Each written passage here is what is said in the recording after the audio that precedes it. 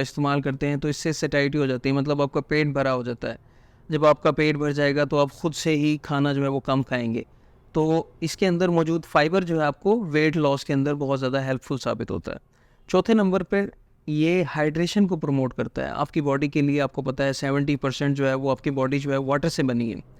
उसके बावजूद भी काफ़ी ऐसी कंडीशंस होती हैं, काफ़ी ऐसे लोग हर तरह के पेशे से जो है मुंसलिक होते हैं। कुछ के अंदर जो है डायरेक्ट सनलाइट के अंदर आपको काम करना पड़ता है। तो ऐसी सूरत में डिहाइड्रेशन होने का चांस बहुत ज़्यादा ज़रूरी होता है। जब भी पेशेंट को डिहाइड्रेशन होती है, उसको सर में दर्द हो सकता है, चक्कर आ सकते हैं, थकावट हो सकती है, बहुत ज़्यादा पसीना आ सकता है, पैल्पिटेशन हो सकती है, मतलब दिल की धड़कन महसूस हो सकती है।